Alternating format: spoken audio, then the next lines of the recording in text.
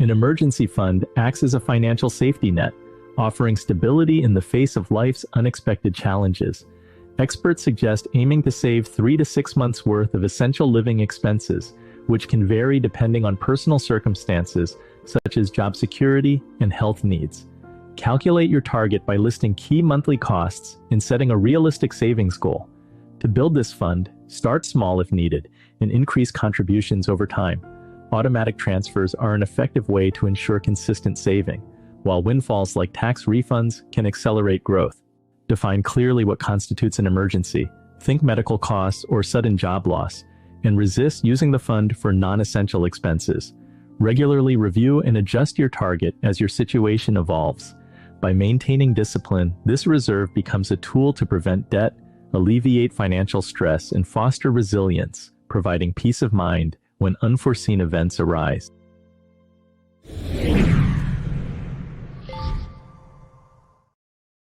So, Anne, you have a chapter in your book, You Suck at Saving and It's Not Your Fault. How do you see an emergency fund as a stepping stone toward making more complex financial goals like retirement? I think it's the absolutely critical first step everybody needs to take when you're just starting out, or if you are well on your own financial journey. If you don't have at least 3 to 6 months of necessary living expenses saved up, like it's not too late, start now. That emergency savings fund is the thing that is going to keep you out of more trouble. As Andy said, something is going to happen. And in our case, it was, 3 or 4 months after we bought our house and we'd spent all of our money on the down payment and moving expenses.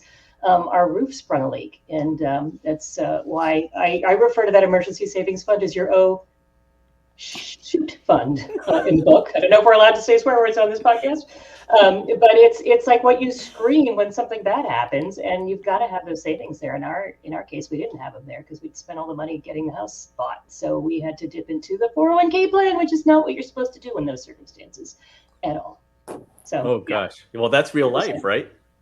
It's interesting. The reason I say that chapter is called You Suck at Savings and It's Not Your Fault is because so many of us aren't taught at home the importance of saving, and the way we're wired, right? Our brains get in our way. We want stuff when we want it right now. There's temptations all around us, and it's so easy to click, buy when you're streaming or scrolling on Instagram without actually stopping and asking yourself, do I really need this thing? How is it going to change my life? And so the reason I say it's difficult for many people to save is this combination of our own brain wiring combined with what we may or may not have been taught at home. So true. I can do a lot of damage without even leaving my house. Just lying on the sofa with the phone, I can buy a lot of stuff. Joe, how can our viewer today balance enjoying life today with the discipline needed to build an emergency fund? Well, I think the first step is, and it took me forever to learn this myself. It's funny, back when I was a brand new financial planner, I thought these rules applied to everybody else. I was very good at helping other people get out of debt, build savings, and yet my personal finances were a mess. And when I actually started taking my own advice, silly, I know, crazy, I started doing very well. And you used a key word, discipline. It isn't about discipline. Once I gave up on discipline and realized that step number one is just making that saving automatic, having it disappear from my paycheck so it wasn't in my hand, have it directly go into an emergency fund. And by the way, for me, what I had to do, Andy, I had to put that emergency fund across town and I had to cut up the debit card. And the reason was it would all go in on Friday and would come out on Saturday, because much like Anne, I think this is why Anne and I bond so much. I'm a big time spender. If there's money in my wallet, I will spend that money. So knowing me having an emergency fund across town, if it's a real emergency, I'll drive over there and get it. But if it's not, my brain will find other ways. So I think it's kind of know yourself first, I believe. I see Yanely nodding and pointing. Yanely, you grew up in Brooklyn, 8 siblings.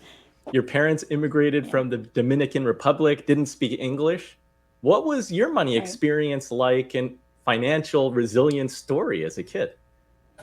Yeah, I honestly I saw a lot of like the push to not owe other people money and to save a little here or there, but it was really as much as it was well intentioned and well meaning, it was just misguiding me because it was teaching me to overemphasize having cash rather than having cash flowing appreciating assets. I never heard cash flowing appreciating assets in my life until I was an adult, but I heard a lot about cash and I saw cash being used and stashed in shoeboxes around the house for things. That was kind of saving for my parents, and it really took unlearning a lot of what I had seen and been taught and reprogramming my mind to think about money differently and to embrace some of the new opportunities and access that I had to accounts and financial products and services that my parents just didn't have access to and didn't know about before. Yeah, so you had a hunger. At what point did you have this hunger to educate yourself and change that? I mean, I had to hit my version of rock bottom. I mean, I know everybody's situation is different. People have been much worse off financially than I was. But at my rock bottom, I was adding up all my credit card debt from college and from my early 20s and realizing that I had over $20,000 of debt while my income at the time as a teacher was only about $41,000 a year. So like 50% of my annual salary, I owed to credit card companies. And that was scary. And it was like, it put a pit in my stomach. And I was like, I don't know how I let it get this bad. I mean, I know how I let it get this bad. I thought I was J-Lo shopping for new shoes and clothes every week. And like, I just didn't have anybody to guide me and say, like, and shake me to say, girl, what is this life you're living? It doesn't align to the hand that you've been dealt. You got to be realistic. And that's why I try to kind of talk in that tone now to the young people who follow me. I'm like, look, I'm going to give you real talk. I'm going to be as kind as I can. But sometimes that tough love is really necessary because a lot of us, we fall into those traps and habits of overspending and spending beyond our means and not tracking any money coming in or having any type of budget or financial plan. It's great that you can be a role model. Can I say something on that, Andy? What I absolutely love about Yanely's message that Yanely, this quote just that you told me a long time ago really resonated with me, and that is that you're a great student. A lot of people watching this video are phenomenal students, but a lot of people feel this shame. You talk about your parents didn't have the tools, that you didn't know the tools, and you kind of dropped a bomb on my podcast when you said that if there was a test, if there was a curriculum, I would have aced it because that's what you do. But there so often is not a curriculum. So I think for a lot of people out there, just getting away from the shame of where you are today and going, you know what, I can't go back and do anything differently. I just got to start building today is really a part of overcoming a lot of this adversity that we all see. And if I can jump in on that shame comment, I think that's what a lot of what drove me to write my book was really understanding that so many people feel so much shame and self-blame and fear around their money that even if they know what the right thing to do is, it's hard to take action and it's hard to ask for help or to take that first step because you don't feel like you deserve it. And that to me, there's so many people who feel that, and it's just not necessary, and we make better decisions when we're not overwhelmed by those negative feelings. So I think that's really important to highlight. Vicki, you say that money isn't necessarily dollars, it's life energy. How might that shift how we look at an emergency fund and building our resilience? Thanks for asking. Yeah, and I will make a little note here is that my internet went down while we were beginning, so I'm back. But it's a perfect example of the larger story that I want to share in some way in this podcast, which is that we depend on systems that are out of our control and that appear to be fixed reality because we live inside them. We live inside of all these tools and we don't realize that they're fragile. So anyway, in terms of money, one of the major teachings in Your Money, Your Life, and really the one that's most transformational, is the idea that money equals your life energy. We think of money as, sort of the basic transactions. And then you start to realize, no, my emotional states, whether it's shame or fear or longing or whatever, or wanting, a better partner, whatever it is, we're investing our transactions with emotional meaning. And then there's a larger level at which it's this social, more is better and it's never enough. That meme that we absorb in ourselves is actually in service to the corporatocracy, because if we stop shopping, they stop existing. So we live inside this sort of swarm of ideas about money, and become good functional foot soldiers of consumerism. So in Your Money, Your Life, we say, the only real definition of money that, you can actually experience is that money is something you trade your life energy for. And your life energy is limited. With credit cards, it can seem that money is unlimited, and you can go into, I know many people who say, well, I'll just die with my debt and it'll disappear. So, but life is limited, and you start to do that calculation. You realize a third of my life is going to be spent sleeping. Another third is going to be spent just managing the details of daily life, like your neighbor and the tree. And another third, and also your job. And then you have what they call disposable income. It's so interesting, like you're supposed to get rid of it. So we have our brief time on Earth.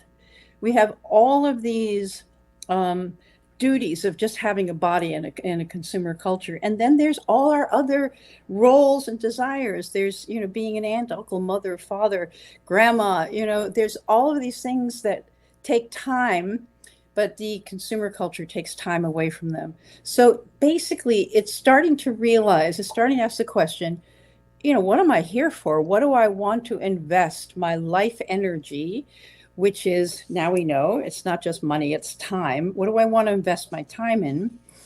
And so basically the shift is a shift of sovereignty and self-respect. It's not a shift of deprivation. It's asking yourself the question for a purchase: is this going to make me happy, commensurate with the amount of hours that I invested in my job to get it? And is this going to take me where I want to go?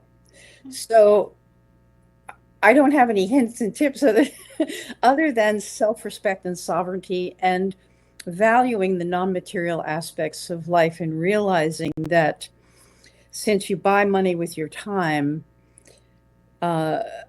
adjusting your money life, spending less and earning more, gives you theoretically more time in your life. Any tips on how to reprogram our thinking and our priorities? That was the tip. So it's the realization.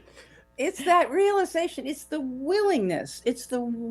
I mean, this is honestly spiritual work. Your Money, Your Life looks like a book about money, but it's really a spiritual book about what do you value. And so, in Your Money Life, we also suggest people, once you know that money is life energy, that you track it. This is what people have been saying, in this whole group. You become conscious of where your money is going. And then monthly, you tally up your expenses in categories that make sense to you.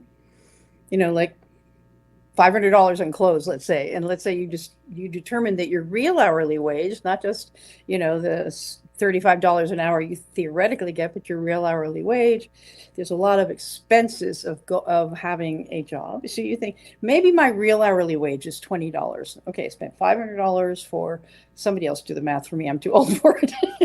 Anyway, so you realize, okay, well, maybe I spent, 30 hours of my life on this category. You look in your closet and you think, wow, I love every item there. And that was really a good use of my life energy. And I use it for costuming, for disco dancing. Well, we don't disco dance anymore. Excuse me. It comes back. We're still disco dancing.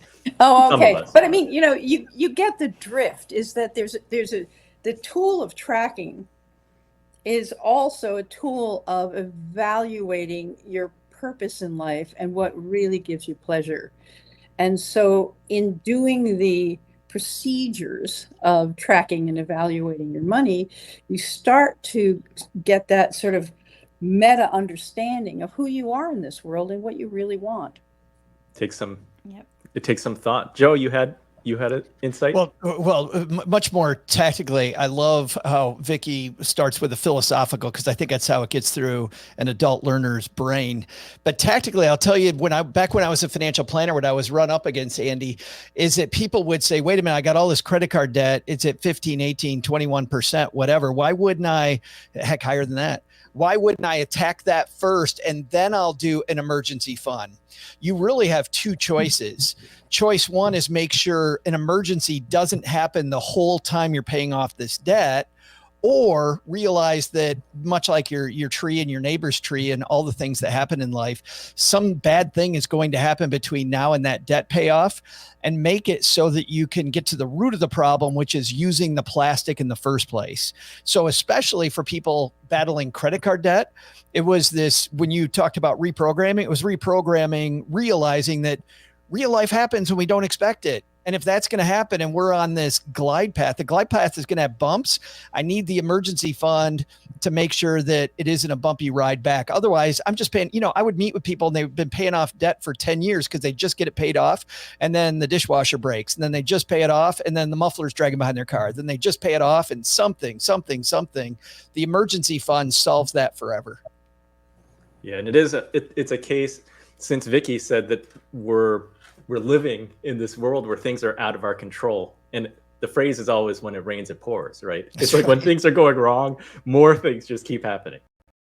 Right. Every Murphy's time. Law. That's right. And one thing I will add too is I think that one of the biggest learning opportunities for me was reading so many books about money, and not only books about money from the author's perspective, but books that interviewed other people, because we are only privy to our situation financially. Unfortunately, money is such a taboo subject that people don't want to talk about their debt, their credit scores, their income. They don't want to tell you how much they've invested or what their plan is for retirement, because whether it's because they feel shame or guilt, or because they feel that they're inadequate, or maybe they feel that some guilt for being over prepared and while others aren't. Whatever the root of it is, we don't like to talk about money and we don't like to tell people our situation financially. So for me, reading books like Your Money or Your Life, reading books like The Millionaire Next Door, it expanded my reference groups. Like before, I could only reference the people around me that I knew, like my neighbors who were also on government assistance, just like my family. And so I thought, this is who I have to compare myself to.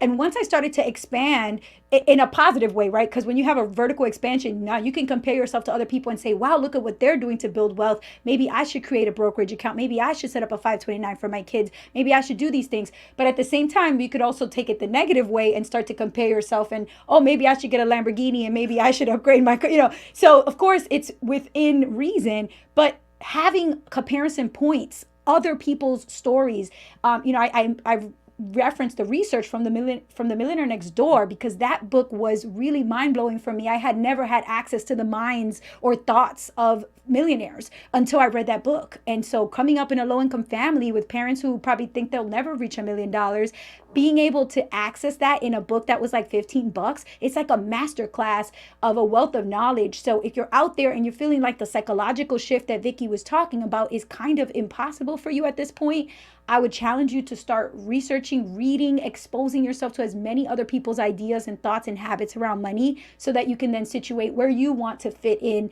that scope.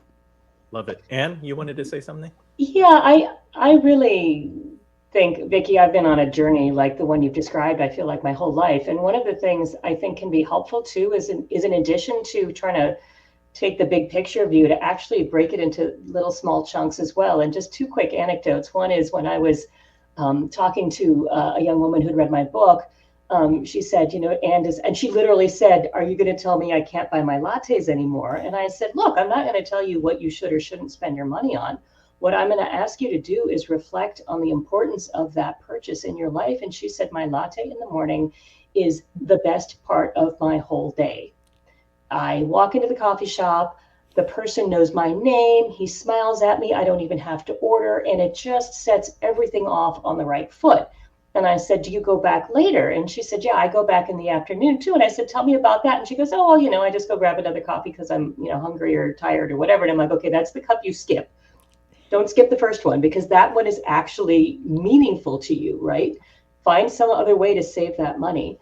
And the second quick story is one that we practiced. I don't know if you can see from the background, I live in an old house, over 100 years old, and it needed new windows. And for a very long time, every single time I thought about spending money, I compared it to window units. How many windows would this purchase be worth? Because we have 53 custom sized windows in this house. It was appalling, right? And those windows cost $1,000 each. Like, it was outrageously expensive. And so, need a new TV? Don't need it that much. Need a new pair of shoes? No, I don't, because that's half a window or a quarter of a window. So there are ways you can start easing into this sort of bigger philosophical picture as well, especially if you find yourself feeling a little overwhelmed by trying to tackle it top down, which I think some people may.